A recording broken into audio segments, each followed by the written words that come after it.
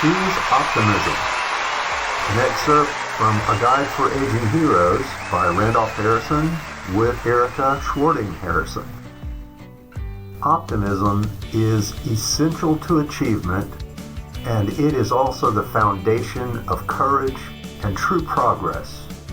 Nicholas M. Butler. Converting to optimism is an absolute necessity if you want to live a long and healthy life.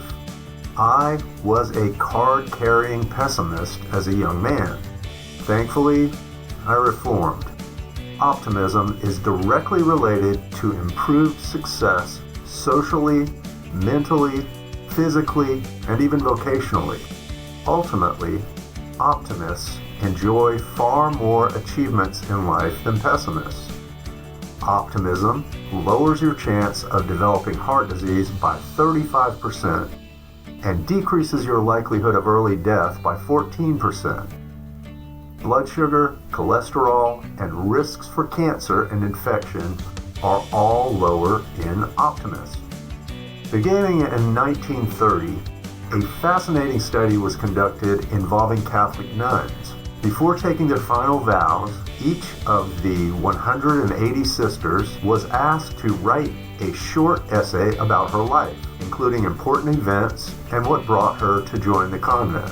70 years later, researchers used a coding system to classify each essay as either optimistic or pessimistic.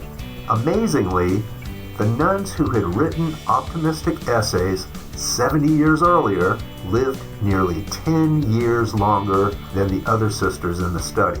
As a young, depressive pessimist, I could point out incidents from history, current events, and my own life to support my negative outlook.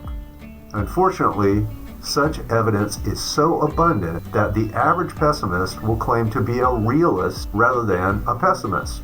Make no mistake, neither optimists nor pessimists are realists.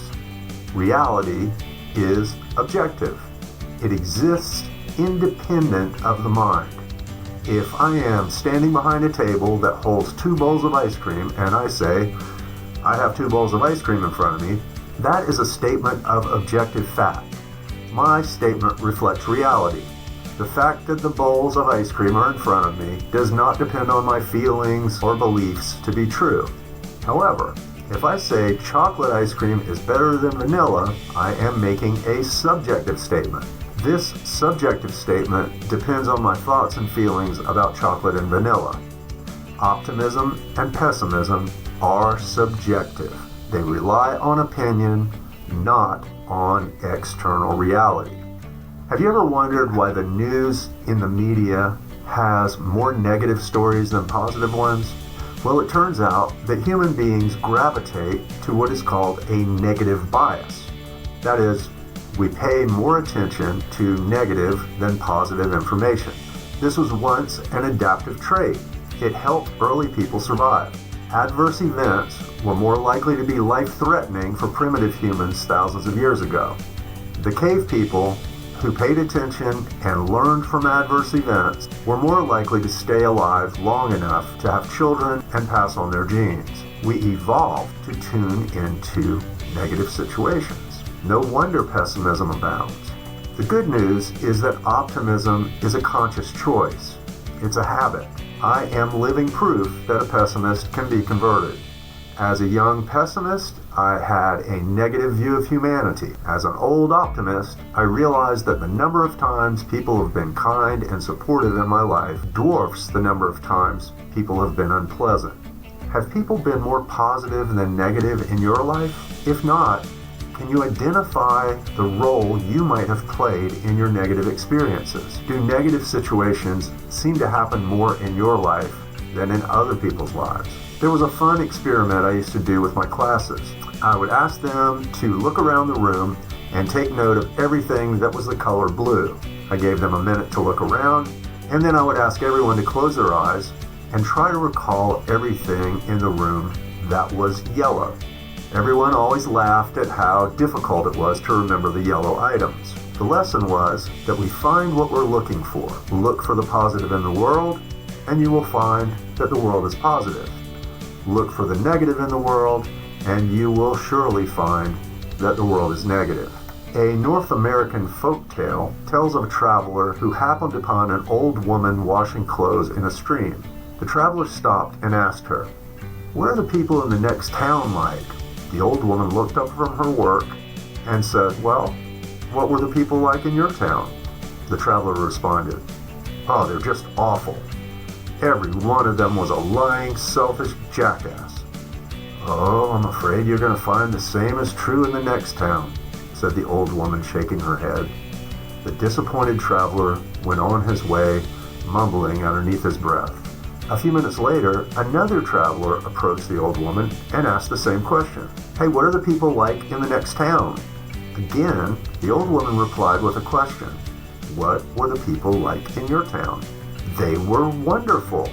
Some of the finest people you could ever hope to meet," answered the second traveler. The old woman grinned. "I'm pleased to say that you will find the same kind of people in the next town." The wise old woman demonstrated an innate understanding of what J.W. Goethe was communicating when he said, "A man sees in the world what he carries in his heart." If you, like me, find the people in your life to be more positive than negative, can you generalize that perception to people everywhere? Humans naturally tend to divide others into two groups. Us, people like me, and them, people not like me. We tend to judge people we consider us favorably and people we view as them unfavorably. However, research disputes assumptions drawn from this us and them mentality. It shows that human beings are pretty much the same the world over. We all want better lives for ourselves, our friends, and our families. All of us want to be loved and appreciated, and we all want to be safe and successful. Choosing optimism may be easier than you think. Data from across the globe shows the same pattern. Life satisfaction decreases from childhood until around midlife, then steadily increases from midlife to death. The reverse pattern happens with stress. Stress rises from childhood to middle age and decreases from middle age to death. Wherever you are on the number line of life, you have the opportunity to choose optimism over pessimism.